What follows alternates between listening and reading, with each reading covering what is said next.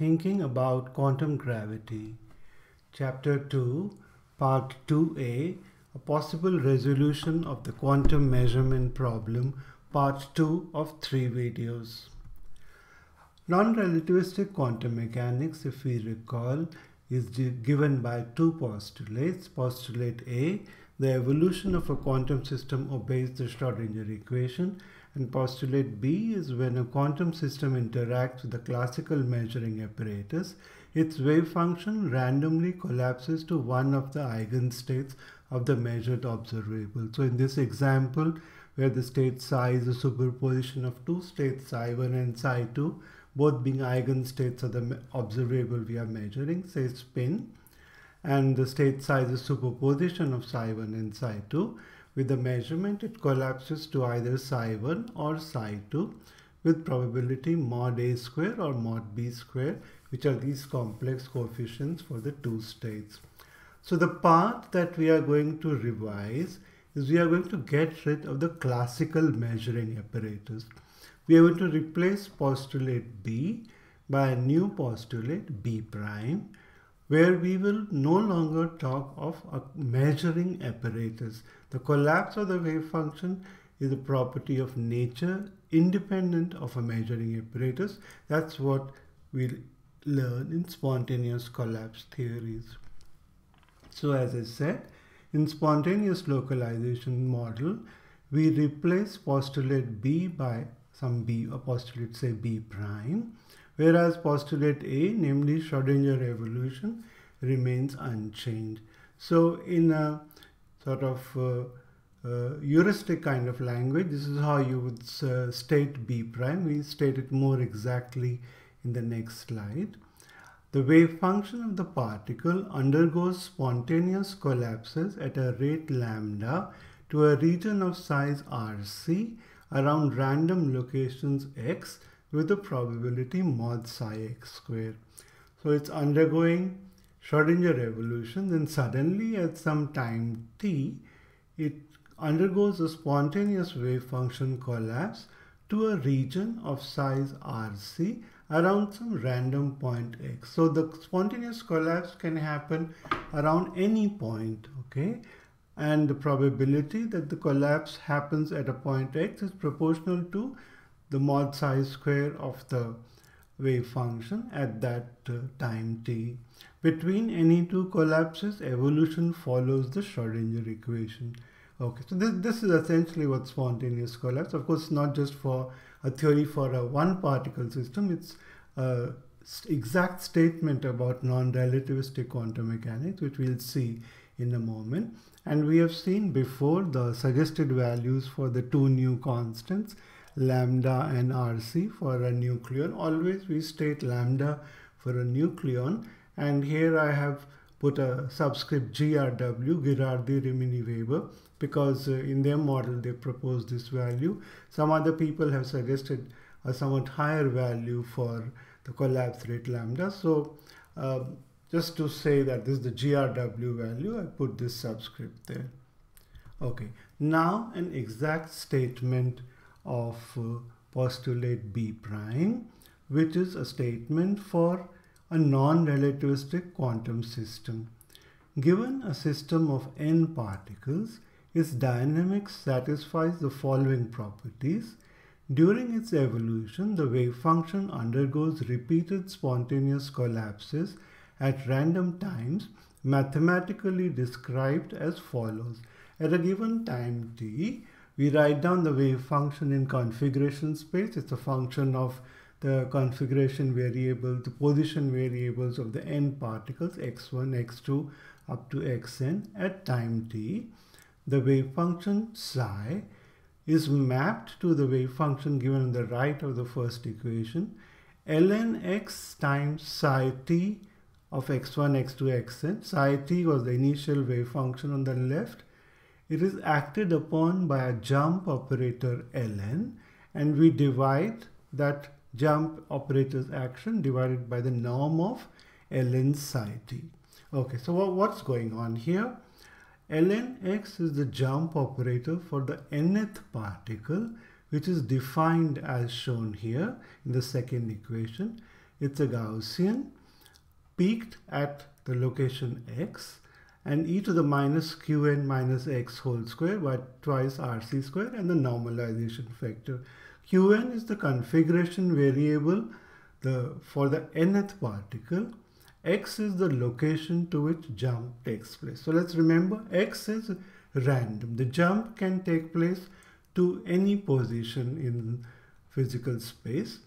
And ln x is the jump operator for the nth particle. There's a jump operator for every particle, 1, 2, up to n.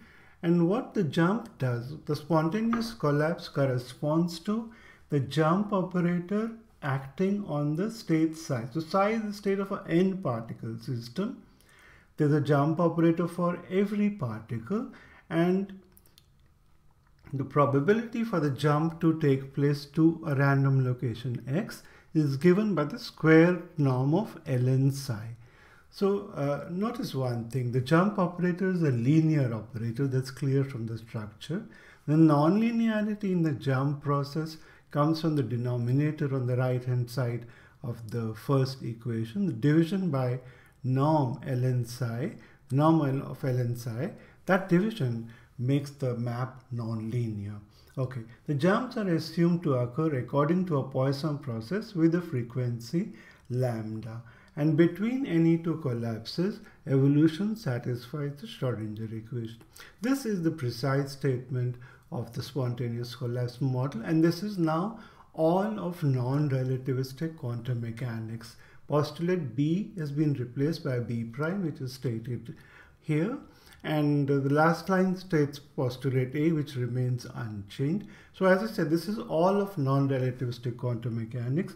There's no more going to be any measurement process or measurement apparatus. All that is going to come out of whatever is written on this slide. Yeah. So no more B, no more postulate B, no more wave function collapse in the interaction with the measuring apparatus. We'll get quantum mechanics out of this. We'll get classical mechanics out of this. We'll explain the Born probability rule from here, and we will explain collapse of the wave function, how that comes about. All that is contained in these three equations plus the Schrodinger equation. Okay.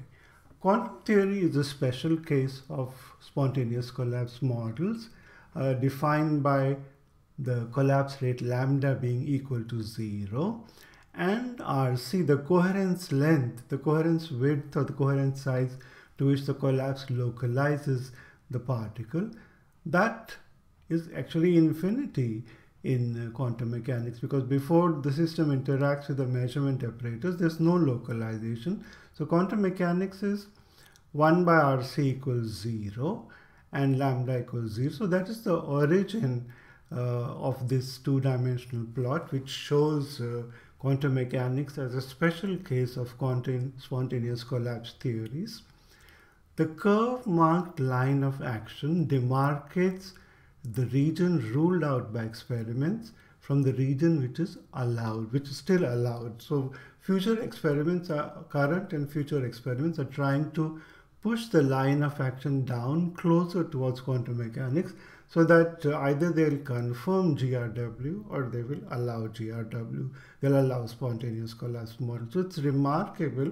It's important to remember that as of now, we have two different theories. One, quantum mechanics, and B, spontaneous collapse models, both of which agree with every experiment that has been performed. And now we have a question, which of the two is right? That's a fair and an important question. It's true, quantum mechanics is the simplest because it has lambda is equal to 0 and RC equals infinity. But that doesn't solve the problem. That doesn't tell us whether QM is the right theory or whether GRW is the right theory. We have to do experiments. In the future, we have to do an experiment which is refined enough, which is precise enough, such that it can distinguish QM from GRW. Right now, the experimental precision is not enough to tell which of the two is right. Both are agreeing within error bars with the actual experiment. Let us now look at a few examples of spontaneous localization. What do we mean by that? we'll take an initial state of an n particle system, 1 particle, 2, or any arbitrary n. We'll act it by the jump operator. We'll act on this state, the jump operator of one of these particles, and we'll see what the final state is. So as it will turn out, as we'll see, the final outcome very much depends on what the initial state is, even if we act the same jump operator on the initial state. Okay, so consider first an initial state which is a Gaussian with width r much greater than rc, where rc is the coherence width of the coherence width of the jump operator. That's a constant of nature. Okay, so this is shown in this uppermost diagram. So one-dimensional quantum system for one particle whose initial wave function is a Gaussian exponential minus x minus a whole square by 2r square, preceded by normalization factor. So the Gaussian is peaked at the location x equals a and has a width r. Okay, now as we saw, the jump operator can cause spontaneous collapse to any random location. The probability of collapse will of course be proportional to the state obtained by acting the jump operator on the initial state. So let us consider the case where the jump occurs to the peak of the Gaussian. So the narrow Gaussian that you see in the second graph, in the second picture, that is the jump operator. And the broader one is the initial state. So the initial state is now acted upon the jump by the jump operator. That is shown in the lower equation. So psi of x goes to a psi of x L equals a at x. What does that mean? That the jump is going to take to the location x equals a. The jump operator L is going to cause a spontaneous collapse to the location x equals a. So what do? I take the initial state exponential minus x minus a whole square by 2r square and multiplied by the jump operator exponential minus x minus a whole square by 2rc square. So what's the difference? Both Gaussians are peaked at a, but they have different widths. The initial state Gaussian has a width r, the jump operator Gaussian has a width rc, and r is much greater than rc. So we can multiply these two Gaussians with each other, and it's very easy to show that the product of these two Gaussians is the final state after the jump has acted. It is nothing but a Gaussian which is again peaked at a but has a width only of the order rc. So this is how the jump action takes place. The spontaneous localization has collapsed the initial broad Gaussian to the final narrow Gaussian shown in the third picture. So anytime we want to find out the action of the jump operator on a state, all we have to do is take the initial state and multiply it by this exponential function by e to the minus x minus a whole square by 2rc square, where a is the point to which the spontaneous localization is assumed to take place. And we can also calculate the probability that the jump took to a. You can envisage that the probability is the highest for the jump to take place to x equals a. Just take the square norm of ln acting, the ln x acting on side, the jump operator acting on the initial state. So the probability will be the highest for the jump to take place to the peak of the initial Gaussian. But interestingly, the probability to jump to some other point is not zero. The jump can in principle take place to any point on the x-axis. So there's always be a little probability to jump, say, slightly to the left of the peak or slightly to the right of the peak. So imagine, so if you have a free particle represented by this Gaussian, it's traveling, let's say, in space, and it's undergoing these spontaneous collapses. They are not going to always happen to the peak. So there will be a localization with a slight jiggle around it because the collapse is not necessarily happening to the peak. It has the highest probability to collapse to the peak of the initial Gaussian, but it can collapse to other points as well. So I hope you get the picture. We'll see a few more examples now, but every time take the initial state and multiply it by the jump operator to get the final state. So this so-called spontaneous localization, which is what is shown in the third Gaussian here, is mathematically represented in the way that we just discussed. Okay, now suppose the initial state is a narrow Gaussian with a width r which is much smaller than the coherence width rc of the jump operator. Suppose once again jump happens to the peak of the Gaussian. So now this is a very narrow Gaussian, the initial state shown in the top. You can do the mathematics once again. It's very straightforward. The jump operator now, as shown in the second diagram, is a broader Gaussian than the initial state. Now when you multiply these two, you'll find that nothing happens to the initial state. It stays as such. So the jump does not localize a state which is already localized to size smaller than RC. So that shows you the importance of RC. That's roughly the coherence width. If you are already localized less than RC, you stay there. If your initial state is broader than RC, then spontaneous localization confines you to a size RC. Now let's make it more interesting. Now, the initial state in this example, still one particle, one dimension, but the initial state now is a superposition of two Gaussians. Okay, you can easily write down the mathematics of this. You know, a Gaussian peaked at minus A plus a Gaussian peaked at A, and we assume that the separation 2A between the peaks of these two Gaussians is much greater than the coherence length RC. That's the kind of state we are going to evaluate, the action of the jump on such a state.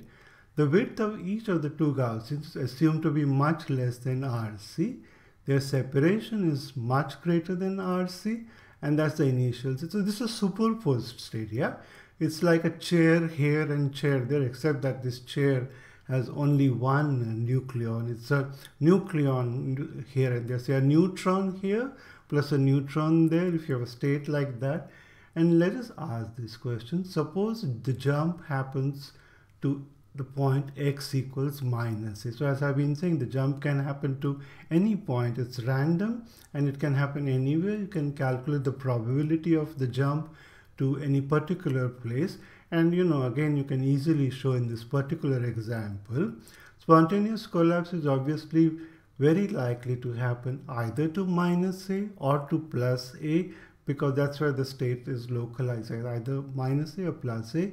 The probability to collapse to minus a will be nearly half, just a little less. Similarly, the probability to collapse to plus a would be a little less than half.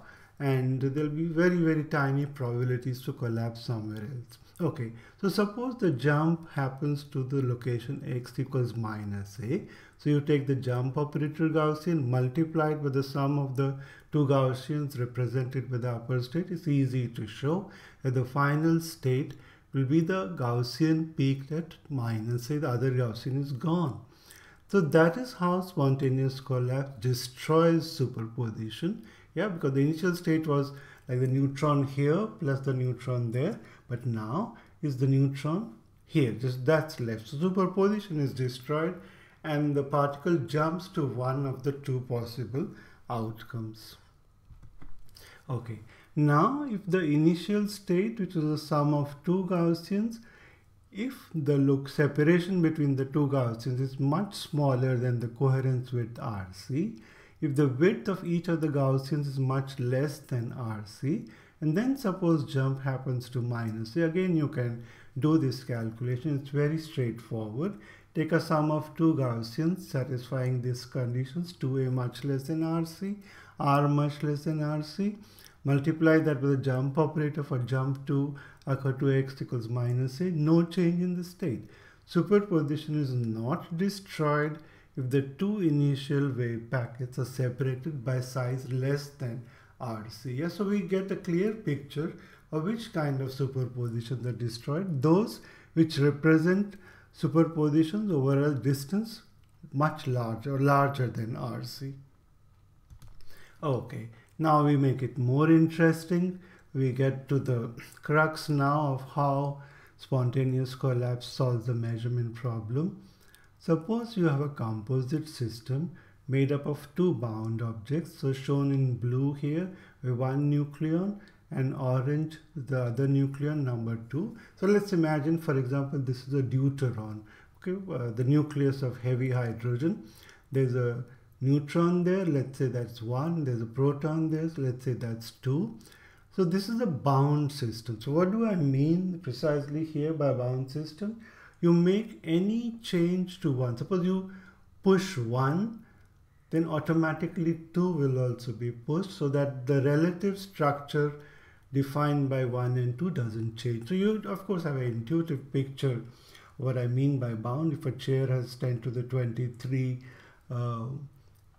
atoms, say, or nucleons, you push one of them, just make a thought experiment, the whole chair will move.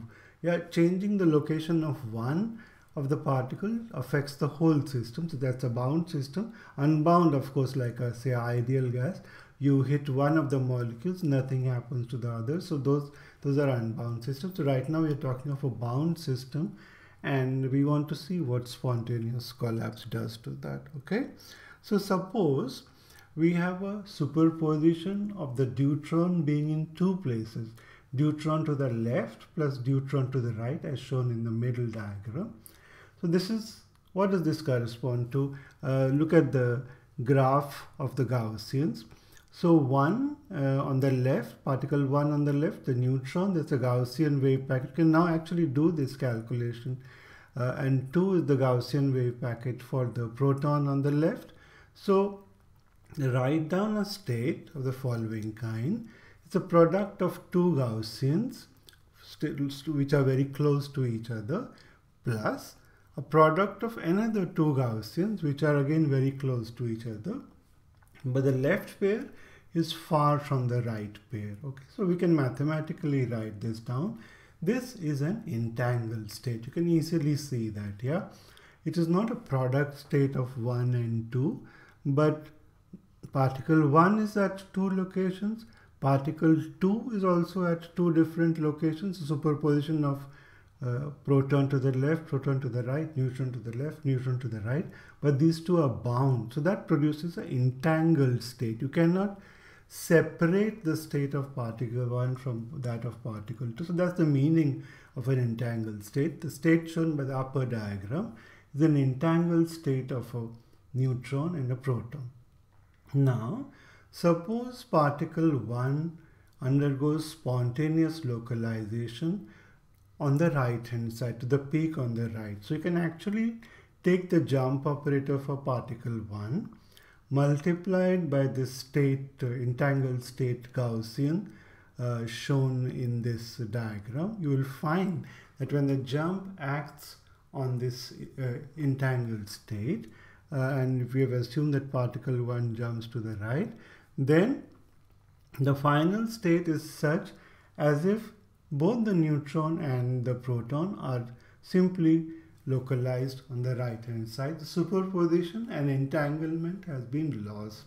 Yeah, so the jump operator takes this entangled state and localizes it to either the state on the left or the right. So now we begin to see how this resolves Schrodinger's cat paradox, how it proves absence of macroscopic superpositions.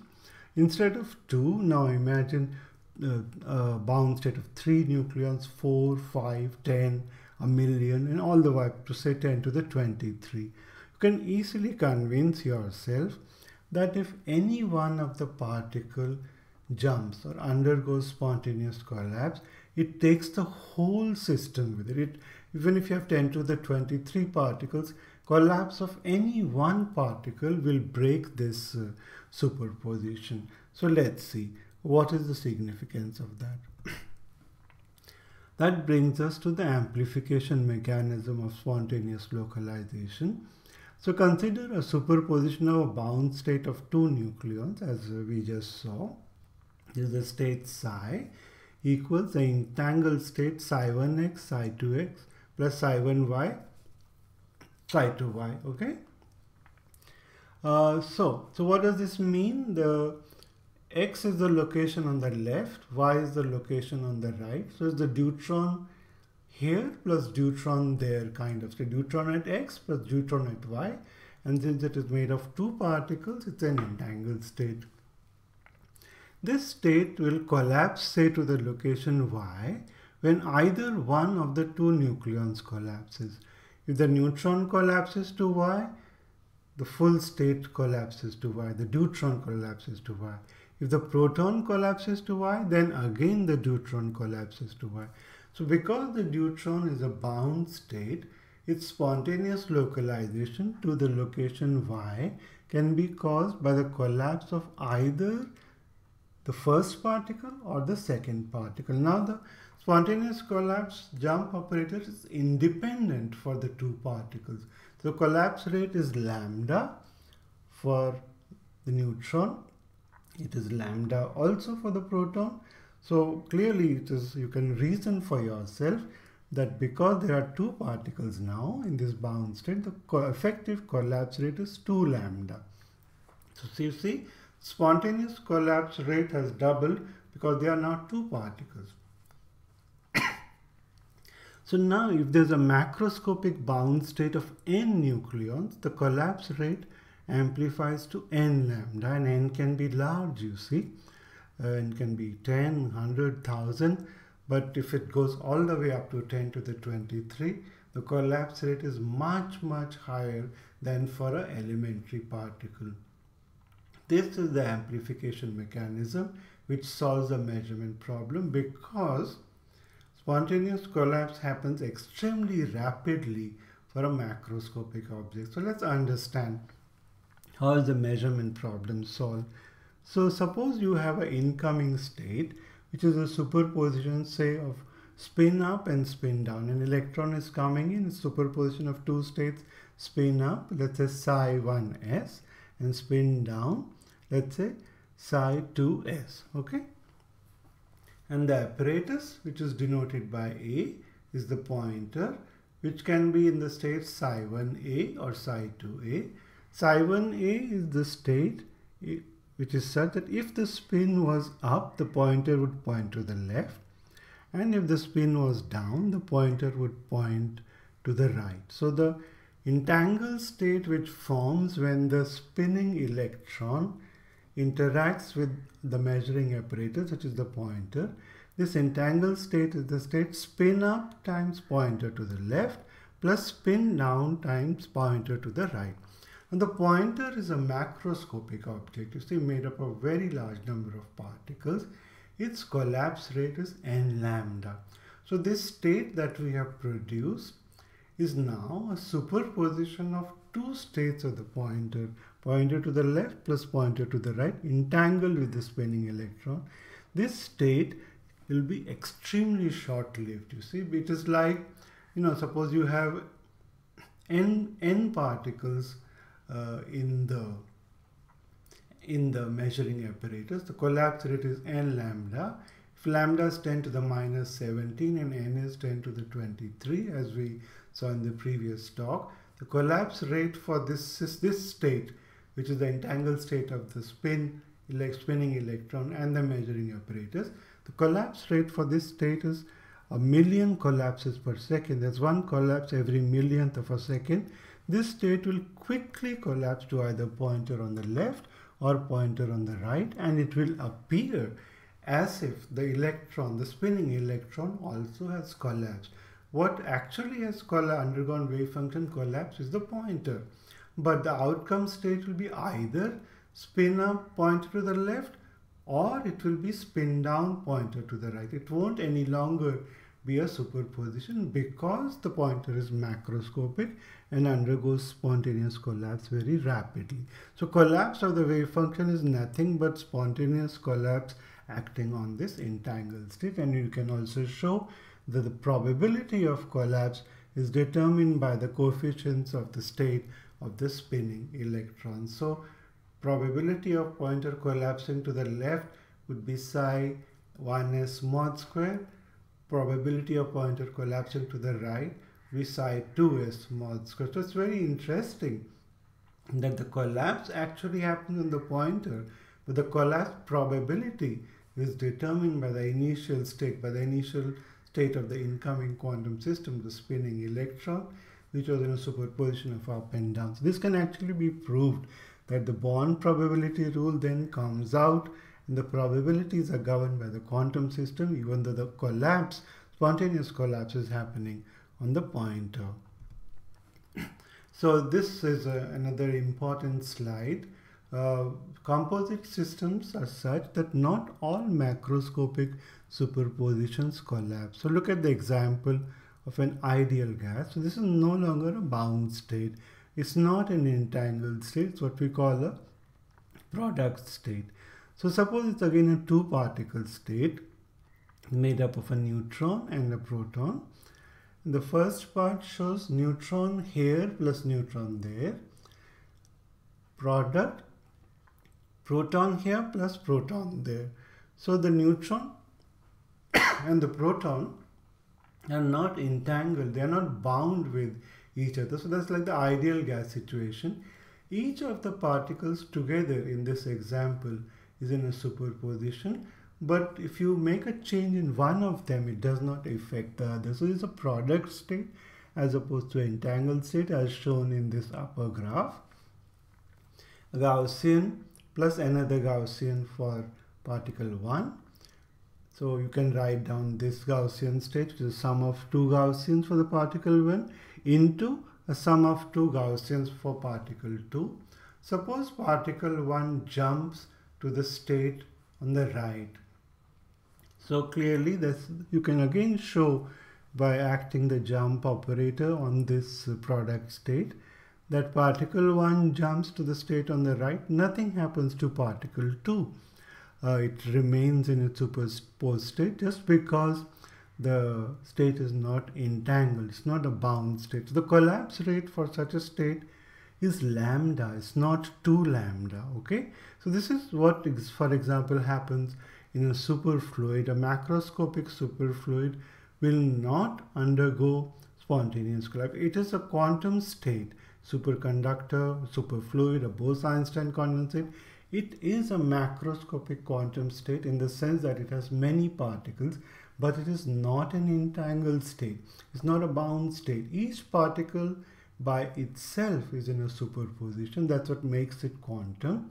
But the particles are not entangled with each other. So this is not like a chair. A macroscopic superconductor is not like a chair. So we said this is not a cat state. A cat state is the one which we saw in the previous slide, where the system is bound and the particles are entangled with each other. So the reason why macroscopic quantum states, quantum systems like superconductors do not undergo rapid spontaneous collapse is just what I have explained, and that kind of macroscopicity is very different from that for, let's say, what arises for a cat or for a chair. Okay, so this slide gives us the overall picture of the various kind of states that arise in the Hilbert space. So we have shown 4 sets.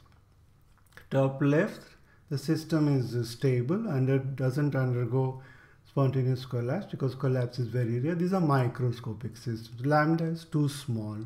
Okay.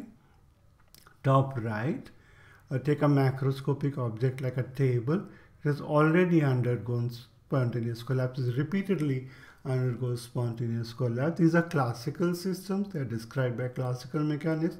Nothing to be done really. And bottom to the right, we have BECs with superfluid superconductors. As I just explained, these are macroscopic states, but they are stable. There are no cat state like superposition because these are not entangled states. The kind of states which we are interested in are shown in the bottom on the left. We expect quantum mechanics to produce entangled states of macroscopic systems like cat alive plus cat dead. but we don't see such states. The absence of macroscopic superpositions is not explained by quantum mechanics, but it is explained beautifully by spontaneous collapse models, because now the collapse rate n lambda is huge. You try to make a superposition of a chair here and plus a chair there, or a deuteron here plus a deuteron there.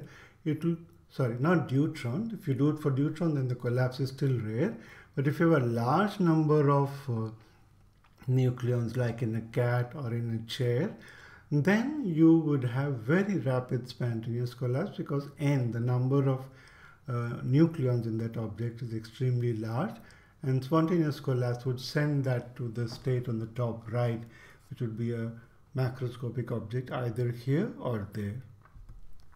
Okay, this is just a little bit of maths out here.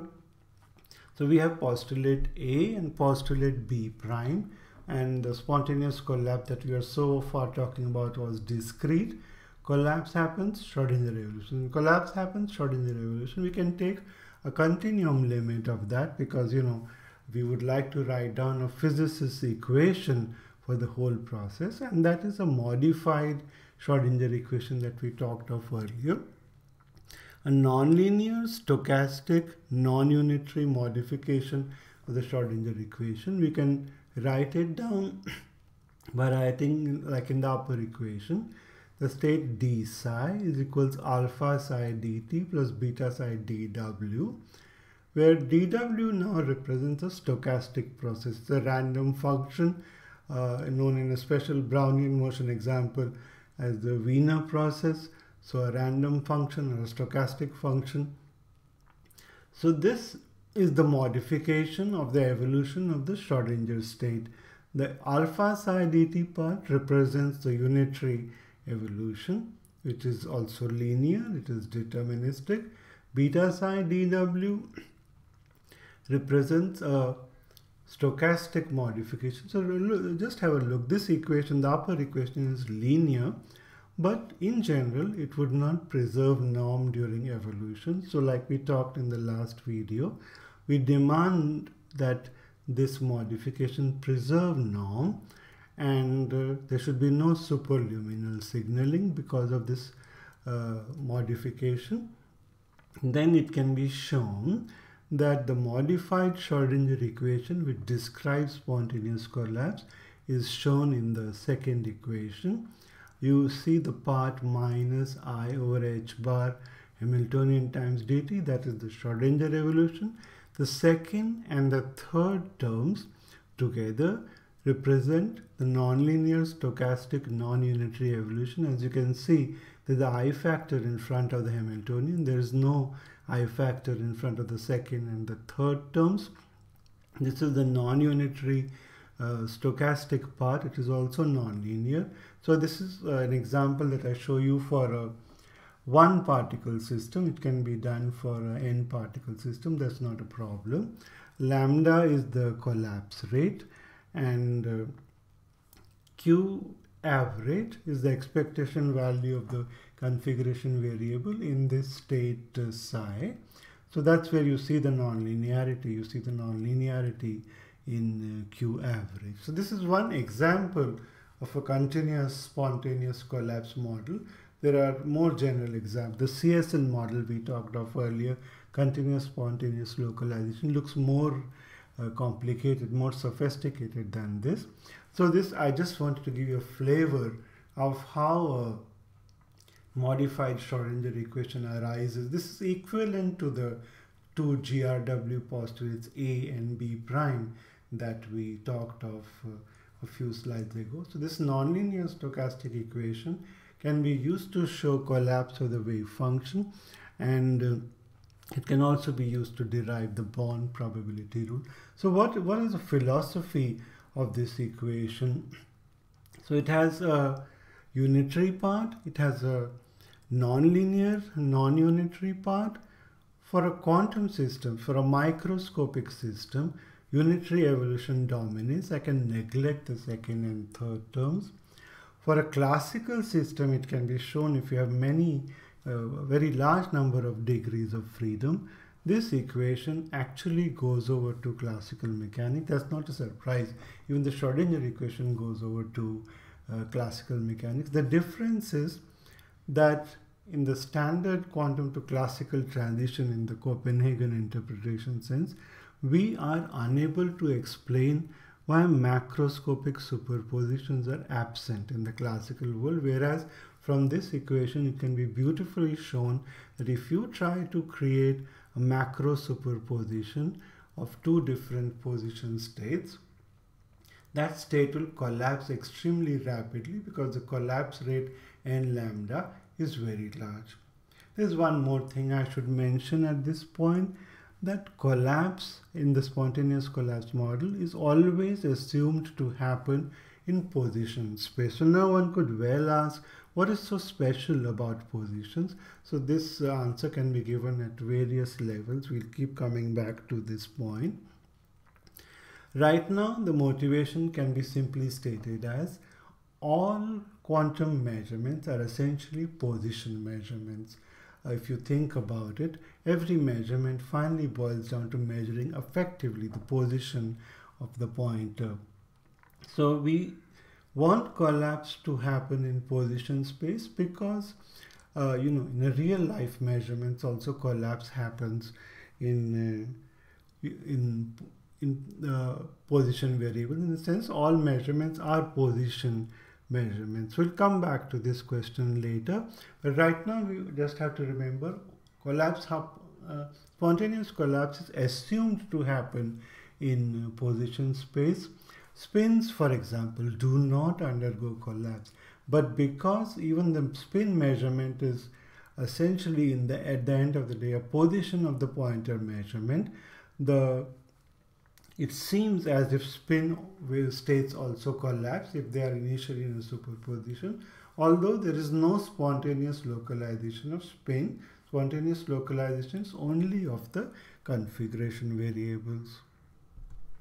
Okay, this is another important thing for us to remember from the point of view of ongoing experiments which test spontaneous collapse, namely, so we have a noise field. The Wiener process that we have introduced in the continuous limit is what we refer to as the noise field. There has to be some source of noise which is providing this stochasticity, which is causing spontaneous collapse. We don't know what it is. We'll come back to it.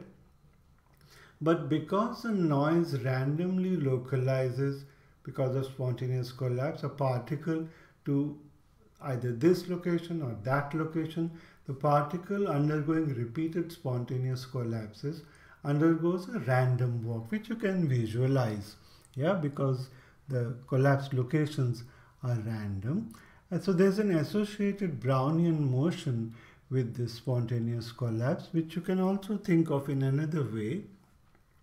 Collapse localizes the wave function, makes it narrow in its spatial spread, that gives rise to a higher spread in momentum, which amounts finally at the end of the day to a very tiny gain of energy. On the face of it, it looks like as if we are violating energy conservation, but that's not the best way to think about it. We think of this energy gain as coming because of the interaction with a background noise field. We don't know what the noise field is. We'll have a lot to talk about it in the coming lectures. Perhaps it is of a gravitational origin. But spontaneous collapse models by themselves don't say what the noise field is. What is important for us is that if your body composed of many particles and having a total mass m, the energy of the object undergoes a secular rise, so linearly proportional to time. The center of mass of the object gains energy at a rate given by this heating formula, 3/4 lambda Planck's constant square divided by RC square multiplied with the mass of the object divided by the square of the mass of the nucleon. You can put in the values of these fundamental constants and you get this heating rate dE by dt equals h is about lambda joules per kg. So lambda is units of 1/second. So that gives the heating rate. The power gain is extremely tiny. You see, suppose lambda was 10 to the minus 17 per second. So this power gain is 10 to the minus 17 watts per kg. That's extremely small. It doesn't violate anything that we know, but it is this very, very tiny energy gain, heat gain, this which produces a random warp, is what experimentalists are looking for. So searching for this heat gain, which is a consequence of spontaneous collapse, constitutes evidence for GRW theory if we ever find this particular heating effect to take place. So these kind of experimental tests are perhaps the most important tests right now. They look for this heating rate, which is a side effect of spontaneous collapse. Okay, there are still outstanding challenges in this non-relativistic quantum mechanical model. First, of course, what is the physical origin of spontaneous collapse? So perhaps it is gravitational in origin, that noise. We'll come back to that. As I said, the model itself is silent about what the source of the noise is. It just assumes a noise field to be present. And secondly, to develop a relativistic version of the spontaneous collapse model. The one that we have been talking about is non-relativistic. There has been progress on this problem also, and we'll talk a lot about it in the coming lectures. Essentially, I can introduce you to the idea. There actually cannot be, in my opinion, a special relativistic model of wave function collapse. And to get to the answer, the reason for that is we'll show that if spontaneous collapse theories are correct, then it is essentially certain that space-time itself arises from the collapse of the wave function. So space-time arises from the collapse of the wave function. Then how can I make a relativistic theory of collapse? The special relativity emerges after collapse from an initial state where space-time is non-classical. Yeah, so we'll come to this in detail, how to make a relativistic version of spontaneous collapse starting from a non-classical space-time. So we've already seen this issue when we were talking about quantum non-locality. The collapse of the wave function is at tension, it's at conflict with the space-time of special relativity. That's the non-locality puzzle, and that puzzle gets solved when we realize that collapse and special relativity do not go together. If you have to make a so-called relativistic version of collapse, you have to give up classical special relativity. We'll see that soon in the coming lectures. So that's all for today. Thanks for listening, and I'll see you next time.